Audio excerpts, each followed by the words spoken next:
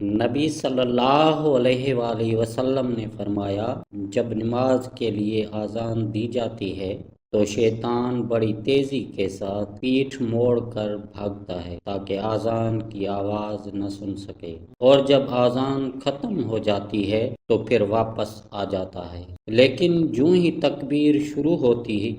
وہ پھر پیٹھ موڑ کر بھاگتا ہے۔ جب تکبیر بھی ختم ہو جاتی ہے تو شیطان دوبارہ آ جاتا ہے اور نمازی کے دل میں وسوسے ڈالتا ہے، کہتا ہے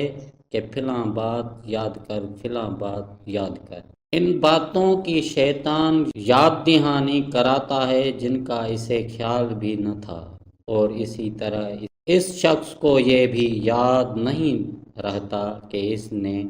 کتنی رکعتیں پڑھی ہیں۔ رسول اللہ صلی اللہ علیہ وآلہ وسلم سے نماز میں ادھر ادھر دیکھنے کے بارے میں پوچھا۔ آپ نے فرمایا کہ یہ تو ڈاکہ ہے جو شیطان بندے کی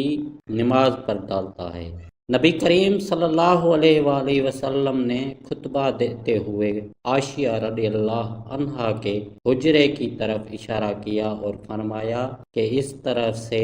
یعنی مشرق کے طرف سے فتنے برپا ہوں گے۔ 3 مرتبہ آپ صلی اللہ علیہ وآلہ وسلم نے اس طرح فرمایا کہ یہیں سے شیطان کا سر نمودار ہوگا۔ نبی کریم صلی اللہ علیہ وآلہ وسلم نے فرمایا، اگر تم میں سے نماز پڑھنے میں کسی شخص کے سامنے سے کوئی گزرے تو اسے گزرنے سے روکے، اگر وہ نہ رکے تو پھر روکے، اور اگر اب بھی نہ رکے تو اس سے لڑے، وہ شیطان ہے۔ رسول اللہ صلی اللہ علیہ وآلہ وسلم نے فرمایا،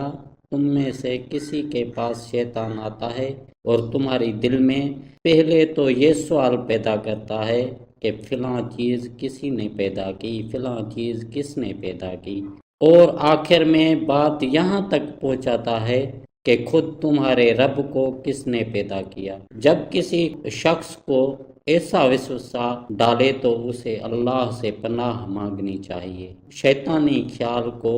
چھوڑ دے۔ نبی کریم صلی اللہ علیہ وآلہ وسلم نے فرمایا، جمائی شیطان کی طرف سے ہے، بس جب کسی کو جمائی آئے تو جہاں تک ہو سکے اسے روکے، کیونکہ جب کوئی جمائی لیتے ہوئے